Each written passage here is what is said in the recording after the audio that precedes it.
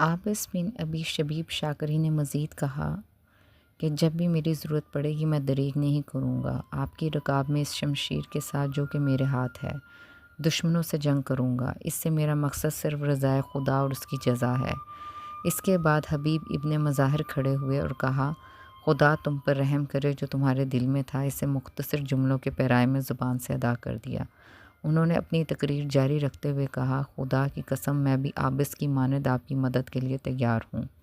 جناب عابس ابو شبیب بن شاکری ابن ربیہ بن مالک ابن صعب ابن معاویہ ابن کثیر ابن مالک ابن حشبم ابن حاشد ہمدانی کے بیٹے تھے۔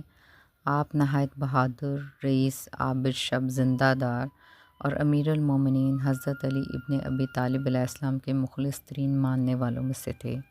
آپ کے قبیلہ بنو شاکر پر امیر المومنین حضرت علی ابن ابی طالب علیہ السلام کو بڑا اعتماد تھا۔ اسی وجہ سے امیر المومنین حضرت علی ابن ابی طالب علیہ السلام نے جنگ صفین میں فرمایا تھا کہ اگر قبیلہ بنی شاکر کے 1000 افراد موجود ہوں تو دنیا میں اسلام کے سوا کوئی مذہب باقی ہی نہ رہے۔ عابس نے کوفہ میں جناب مسلم ابن عقیل علیہ السلام کا پورا ساتھ دیا، اور جب جناب مسلم ابن عقیل علیہ السلام کوفہ پہنچے تھے تو آپ نے سب سے پہلے تعاون کا یقین دلایا تھا۔ آپ کوفہ سے جناب مسلم ابن عقیل علیہ السلام کا خط لے کر مکہ گئے تھے اور وہیں سے حضرت امام حسین علیہ السلام کے ساتھ ہو گئے اور یوم عاشورہ شہید ہو گئے۔ اور جناب حبیب ابن مظاہر ابن ریاب ابن اشتر ابن جنجوان ابن فقس ابن طریف ابن عمر ابن قیس ابن حرس ابن سلبہ ابن ودان ابن اسد ابو القاسم الاسدی کے بیٹے حضرت امام حسین علیہ السلام کے بچپن کے دوست تھے۔ انہیں رسالت مآب صلی اللہ علیہ وآلہ وسلم کے صحابی ہونے کا بھی شرف حاصل تھا۔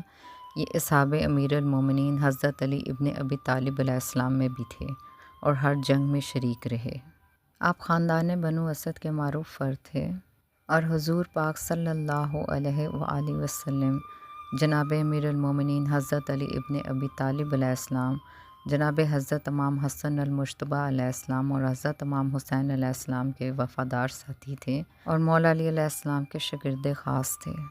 آپ کو بہت سے علوم پر دسترس، زہد و تقویٰ کے مالک تھے اور آپ کا شمار پارسیان شب اور شعران روز میں ہوتا ہے۔ ہر شب ختم قرآن کرتے تھے۔ جناب حبیب ابن مظاہر ان افراد میں شامل تھے جنہوں نے سب سے پہلے حضرت امام حسین علیہ السلام کو کوفہ آنے کی دعوت دی۔ آپ نے کوفہ میں جناب مسلم ابن عقیل علیہ السلام کا پورا ساتھ دیا اور کوفہ میں جناب مسلم ابن عقیل علیہ السلام کے آپ بہترین حامی تھے۔